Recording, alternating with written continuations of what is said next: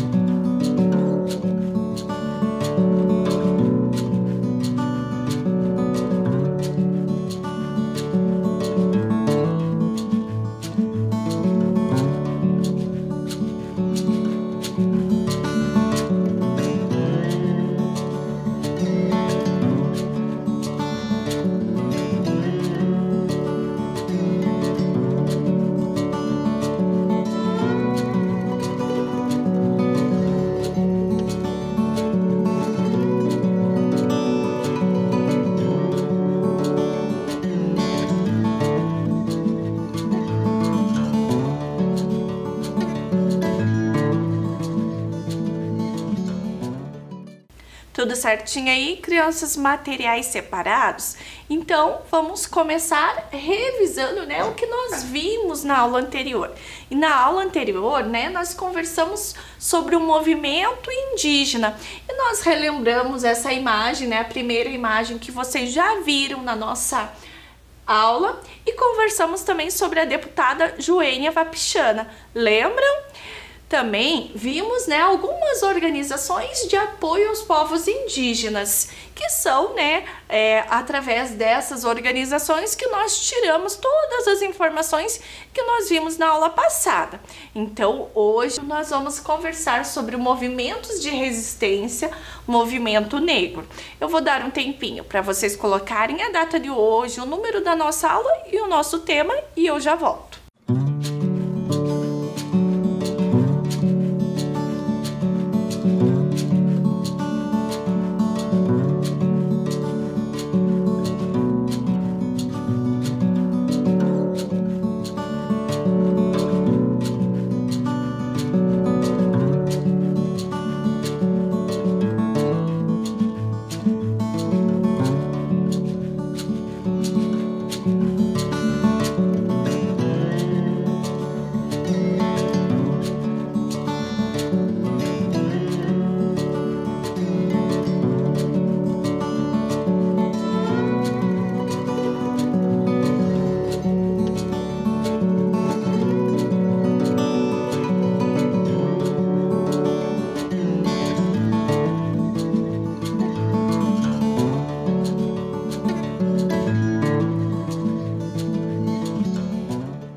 Tudo certinho aí?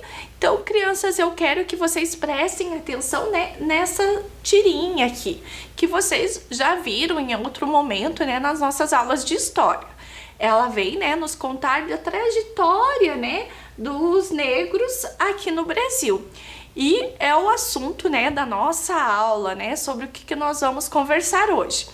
Nós também estudamos, que eles foram trazidos à força e que trabalharam em diversas atividades econômicas, ajudando no desenvolvimento do nosso país, no desenvolvimento econômico e cultural. Continuando aqui, eu trago a seguinte informação para vocês: os africanos escravizados sempre lutaram das mais diversas formas contra a escravização e os maus tratos. Durante o período da escravidão no Brasil, o movimento negro surge para enfrentar as violências e injustiças praticadas pelos senhores e donos de escravos. Crianças, então aqui eu selecionei para vocês, nós temos então o movimento abolicionista, as fugas, os quilombos, guerras, boicotes, lutas e a resistência cultural. Já vou conversar, né, com vocês um pouquinho sobre eles, né? Continuando aqui, crianças, eu trago para vocês essa imagem. Eu vou deixar um tempinho para vocês analisarem a imagem e tentarem descobrir do que se trata.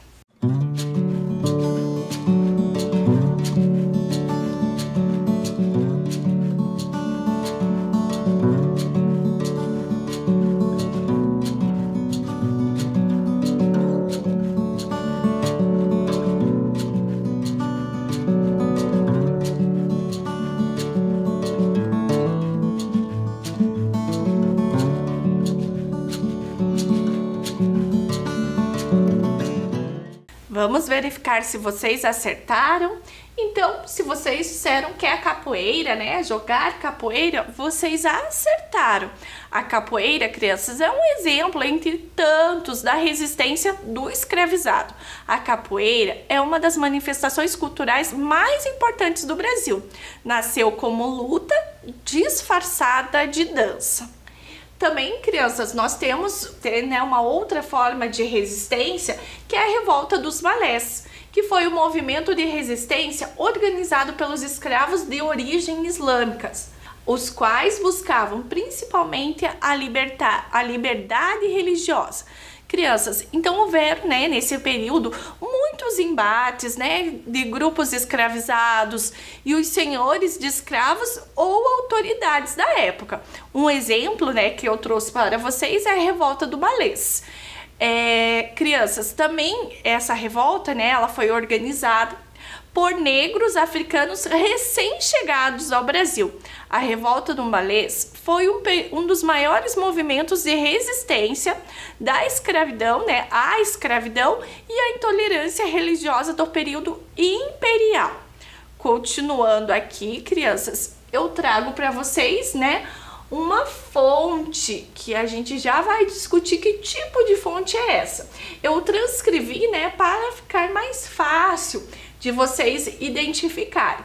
Então vejam do que se trata. Olha lá. Fugiu a Joaquim Domingues Correia, da cidade de Campinas, um escravo de nome Augusto, com os signais seguintes: cor bem preta, bastante barba, magro, falta de 2 ou 3 dentes na frente, tem uma orelha mais curta do que a outra. Deste escravo der notícia, quem deste escravo der notícia certa ou o entregar na cidade de Campinas, Rua do Rosário, número 53, receberá a gratificação de 50 contos, né, na época.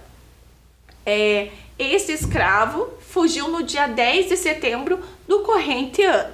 Então, crianças, vejam que esse é um texto, né, de época, é um texto jornalístico, né, um anúncio procurando por um escravo que fugiu, né, da fazenda onde ele era escravizado.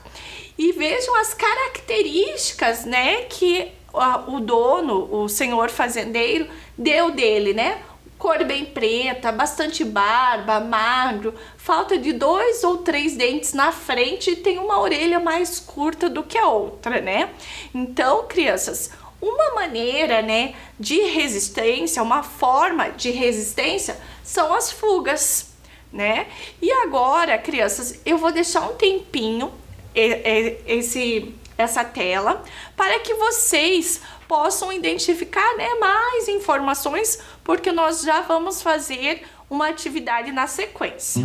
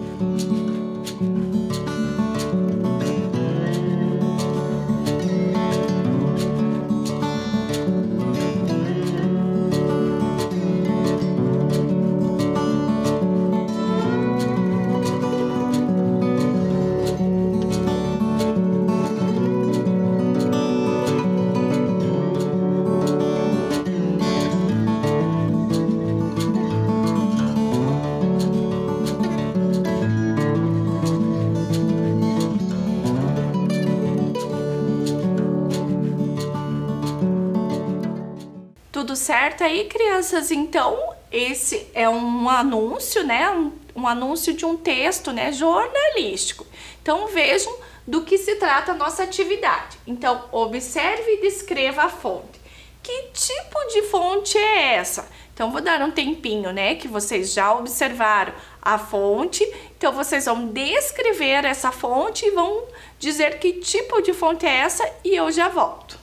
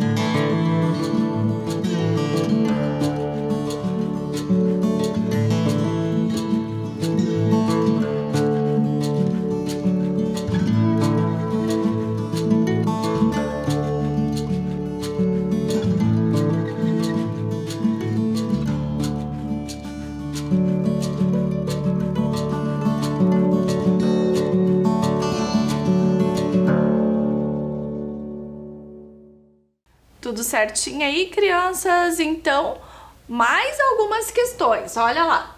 Qual era o objetivo desse anúncio? E qual a forma de resistência africana podemos verificar a partir deste texto? Então, vou dar um tempinho para vocês preencherem mais essas questões, né? Responderem essas questões e eu já volto.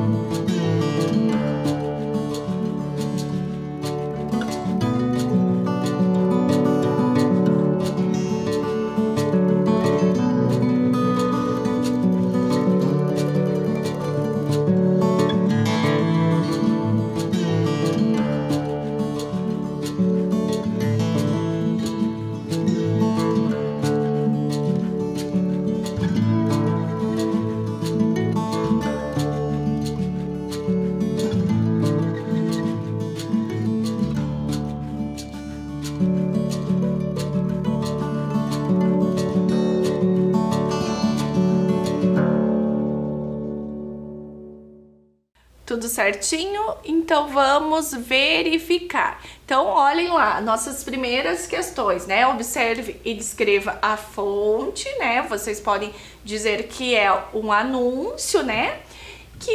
E que tipo de fonte é essa? Um texto jornalístico. Continuando, qual era o objetivo desse anúncio? Encontrar o escravizado fugitivo. E qual é a forma de resistência africana que podemos verificar a partir desse texto? Então, era a fuga, certo? Então, crianças, né, retomando o nosso texto, né, os jornais da época, eles nos dão conta da visão que se tinha dos escravizados, né? Era uma visão como se eles fossem simples propriedade do mesmo, né? Alguma coisa que a gente compra, vende, aluga, né? Mas isso era muito comum entre os anúncios, né? Esse tipo de alerta de fuga, certo? E esses anúncios, essas fugas, eles se dão até a segunda metade do século XIX, certo? E os anúncios eram a maneira mais eficaz de tentar recuperar um fugitivo, né? Porque esse era o meio de comunicação, né, que se tinha na época. Dando continuidade, crianças, então os fugitivos, né, as pessoas que conseguiam, os escravos que conseguiam sair das suas fazendas, eles fugiam para o meio da mata. E no meio da mata, eles criavam os quilombos, né, que eram comunidades formadas por escravizados fugitivos.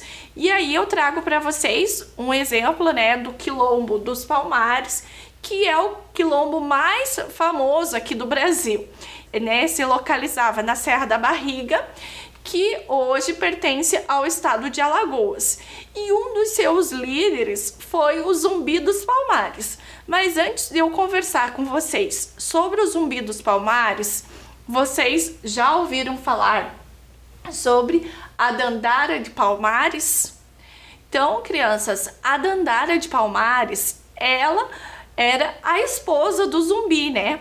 Mas, além de esposa, ela foi considerada uma heroína brasileira, porque ela liderou, né, o maior grupo de resistência à escravidão do Brasil, junto, né, com o Zumbi.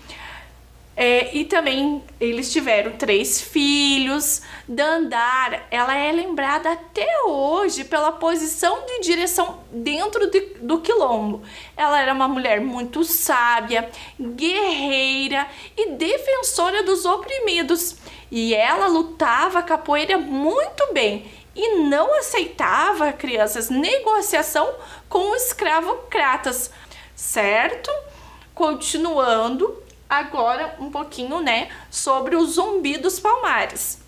Ele nasceu em 1655, recebeu o nome de Francisco e uma educação formal. Ele sabia ler e escrever, uma raridade para negros, né, na época, mas ele era um escravizado. E com 15 anos, Francisco fugiu para o Quilombo dos Palmares e adotou o nome de Zumbi. Rapidamente, crianças, a comunidade cresceu, né, com a chegada de outros negros fugitivos, né? E não só de negros, também de índios e brancos menos abastados. E aí o Zumbi tornou-se o líder, né, do quilombo. Tornou-se também, né, o líder mais famoso. E olhem a notícia, né? O quilombo e a quilombagem. Se o quilombo foi um modo de resistência radical ao escravismo, a quilombagem foi um processo de desgaste permanente do sistema escravista que durou no Brasil, colônia e império. E hoje, crianças, nós temos comunidades quilombolas. Nós já vimos, né, nas nossas aulas que nós temos, né, que atualmente nós temos algumas comunidades distribuídas, né, aqui no Brasil. Essas comunidades, crianças, elas são habitadas, né, por descendentes de africanos escravizados. e vivem na sua maioria da agricultura de subsistência praticada em terras doadas, compradas ou ocupadas há bastante tempo. Aí eu trago para vocês, crianças, o mapa, né, do Paraná e as comunidades remanescentes e comunidades negras tradicionais. Crianças, observem que no mapa que eu trago para vocês, existe uma comunidade quilombola em Campo Largo. Vocês lembram que eu já contei em outra oportunidade para vocês que eu sou moradora de Campo Largo? Então, quando eu dava aula no município de Campo Largo, eu tive a oportunidade de visitar essa comunidade junto, né, com os meus alunos, com os meus estudantes. E nós achamos, né, um passeio muito bacana, nós conversamos, né, com os moradores dessa comunidade. Essa comunidade, ela vive de uma cozinha comunitária, que a prefeitura, né, de Campo Largo montou para eles, e eles vendem, né, os alimentos que eles produzem lá. E foi um passeio muito bacana, muito interessante de fazer. Continuando a nossa aula, crianças, nós temos, né, as associações abolicionistas, que debatiam estratégias para promover a sua causa e atuavam publicamente para atrair pessoas em apoio a ela. Então, crianças, depois, né, de muito tempo, nós temos aqui alguns movimentos de negros, né, através das associações abolicionistas, né, e eles fizeram uma pressão para que o governo, né, liberasse os escravos. Vamos dar uma olhadinha mais em frente? Então, entre as personalidades de destaque que atuaram pelo fim da escravidão no Brasil estão André Rebouças, Luiz Gama, José do Patrocínio, Joaquim Nabuco, Castro Alves, entre outras. Eu trago para vocês, né, 3 personalidades, né, das citadas: Luiz Gama, Joaquim Nabuco e José Patrocínio. O Luiz Gama, crianças, era negro, foi um negro vendido como escravo pelo pai. E após conquistar sua liberdade, tornou-se jornalista. Joaquim, crianças, ele foi um abolicionista que tentou conquistar o apoio de abolicionistas europeus e era defensor da realização da reforma agrária após a abolição. E o José do Patrocínio, crianças, era um negro e jornalista que redigiu o Manifesto da Confederação Abolicionista. Aqui eu trago para vocês, né, a imagem, né, do documento assinado pela princesa Isabel, que esse documento, né, como resultado das pressões sociais, foi promulgada em 13 de maio de 1888 a Lei Áurea, encerrando o longo período escravagista no Brasil. Então, nas aulas de história, né, nós acostumamos ver muito sobre essa lei, né, que a princesa Isabel assinou. Na sequência, crianças, o movimento liberal abolicionista, né, a população negra, inicia então um novo desafio, a luta contra o preconceito e contra a desigualdade social. Então, crianças, os negros, né, eles se tornaram livres e eles foram formando comunidades. Porém, eles ainda precisavam lutar, né, contra o preconceito e a desigualdade social. Porque nessa época aqui, crianças, nós já temos a vinda dos imigrantes, né, dos migrantes europeus para o Brasil. E aí os negros não conseguiam emprego, né, e eles tinham dificuldade para se sustentar. Aqui a imagem, né, após a abolição de 1888, os negros passaram a habitar guetos e comunidades como forma de proteção, em razão da falta de oportunidades, né? Então, eles também não tiveram, crianças, o apoio do governo, né, nessa época. E aí, eles, né, se uniram, né, para tentar aí a combater, né, a falta de oportunidades que surgiram para eles. Na sequência, crianças, eu apresento para vocês a Laudelina de Campos Melo, uma ativista sindical e doméstica. Então, quem foi a Laudelina, né, crianças? Ela entrou para a história como a fundadora do primeiro sindicato das empregadas domésticas do Brasil. Antes de completar 18 anos, teve a sua primeira experiência como empregada doméstica. Então, nesse momento, nasceu a indignação com o cotidiano marcado pela exploração e más condições de trabalho. Com a sua participação em movimentos sociais e políticos, buscava por melhores condições de trabalho e de cultura para a população negra. Vejam aqui, a ativista sindical e trabalhadora doméstica dedicou toda a sua vida à luta contra o preconceito racial, subvalorização das mulheres e exploração da classe trabalhadora. Crianças, aqui eu gostaria de citar para vocês que a Laudelina, né, nasceu em 12 de outubro de 1904 em Poços de Caldas, Minas Gerais. E aos 7 anos de idade, ela começou a trabalhar como empregada doméstica. Aos 16 anos, deu início à sua atuação na organização de cunho cultural, sendo eleita presidente do Clube 13 de Maio, né?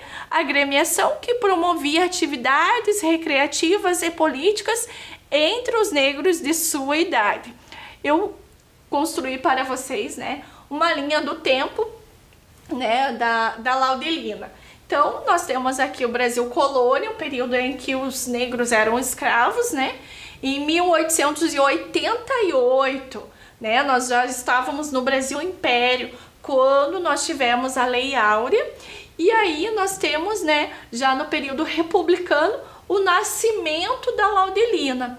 E a luta dela, né, em 1991, a Laudelina veio a falecer, e só em 2013 que nós temos a PEC das empregadas domésticas. Então a Laudelina não chegou a conhecer, né, sobre o documento, né, sobre a PEC das empregadas domésticas, mas foi a luta que ela teve aí durante a sua vida inteira que contribuiu, né, para que esse documento fosse criado. Continuando aqui, crianças, nós temos também como movimento de resistência os periódicos destinados aos negros, né? A imprensa negra paulista, que eram os jornais da época, certo? E aqui, crianças, agora eu gostaria de citar outros tipos de movimento que nós temos. Então, nós temos a Rede de Mulheres Negras, nós temos o Bloco Afropretinhosidade, também outros movimentos, né, como o Movimento Negro Unificado, a Associação Cultural de Negritude e Ação Popular de Agentes de Pastoral de Negros, e também o Centro de Estudos das Relações do Trabalho e Desigualdade.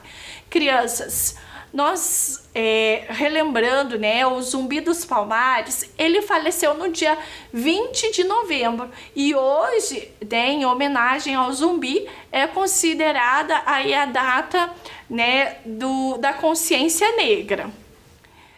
Outro, né, movimento que nós temos hoje é o Conselho Estadual de Promoção da Igualdade Racial. Essa resistência, crianças, teve início, né? Incluiu questões culturais, como o Clube do Professor Sandro Fernandes. Continuando e voltando aqui na Laudelina, crianças, a Laudelina também atuou em clubes sociais negros. Lembro que eu citei que ela formou o Clube 13 de Maio. Então, qual era o objetivo do Clube 13 de Maio e da Laudelina, né? Era mostrar a beleza negra. Então, vejam, aqui nós temos, né, um exemplo do jornal Pérola Negra, né, de um evento realizado pela Laudelina. E nesse evento, crianças, muitas celebridades, né, famosas participavam. E nesse momento eu vou mostrar para vocês algumas imagens, né, desses eventos organizados pela Laudelina, né? Aqui nós temos dança, a música, né? Imagens representando a dança, a música, exposição de arte, né? Proibidos, que até então eram proibidos para os negros nos clubes da cidade. E eram promovidos assim por Laudelina nos clubes que ela presidia. Continuando aqui, crianças, nós temos o concurso da beleza negra. E nessa imagem nós temos aqui o Jair Rodrigues e a Laudelina, né, entregando o prêmio para a garota, né, garota mais bonita da beleza negra. Outra foto, né, do jantar com as garotas, as candidatas à beleza negra.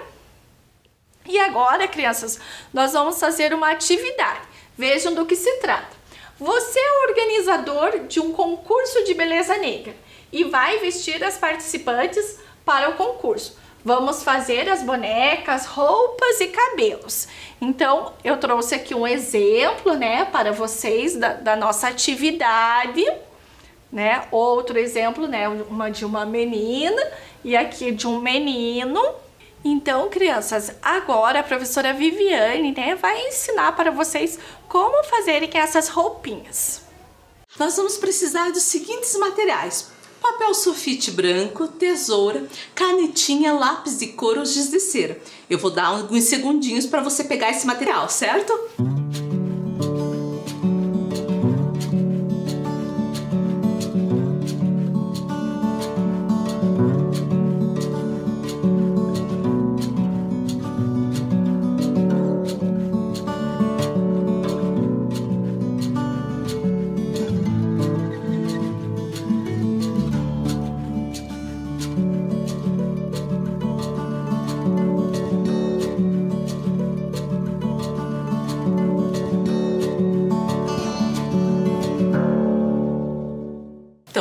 Pega seu papel sulfite, vamos dobrar ao meio, vinca bem, né, para mostrar onde que vai ser essa dobradura. Dobra de novo.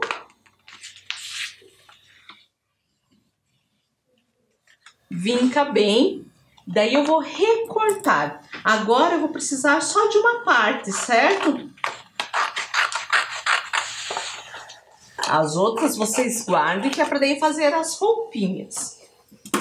Então, essa parte eu vou usar para fazer o molde. Vou dobrar ao meio,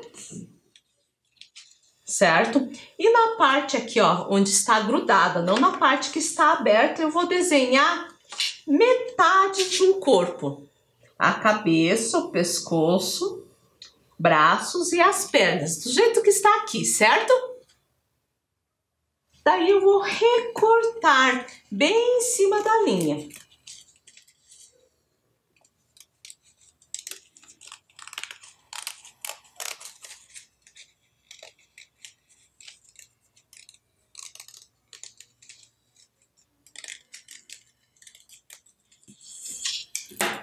Vai ficar o nosso bonequinho. Esse aqui vai servir de molde, daí pra gente fazer tanto o boneco como as roupinhas, certo?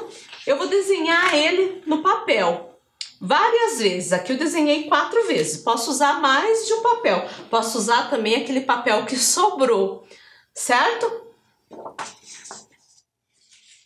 Com um desses bonequinhos eu vou fazer o boneco mesmo. Eu fiz aqui uma menininha e fiz um menininho. E fiz eles de cabelinho crespo, com penteados diferentes. Vocês podem fazer com outros penteados. Os outros bonequinhos, eu vou desenhar roupinhas. Mas eu vou ter que tomar um cuidado. Essas roupinhas vão ter que ter abas. Que são esses pedacinhos de papéis aqui em volta, ó. Para que servem essas abas? Para quando eu for vestir o bonequinho, eu vou dobrar para trás e a roupa ficar no lugar, certo? Você pode fazer várias roupas. E lembra que a professora falou das estampas africanas, do vestuário africano. São roupas coloridas, certo? Que tem estampas geométricas e com desenho de plantas, certo? Eu vou dar um tempo aí para você fazer essa atividade. Muito bacana aprender, né, a fazer as roupinhas com a professora Viviane. Então lembrem que vocês, né, vão ter que fazer, né, as roupinhas para um desfile. Então agora a produção é com vocês.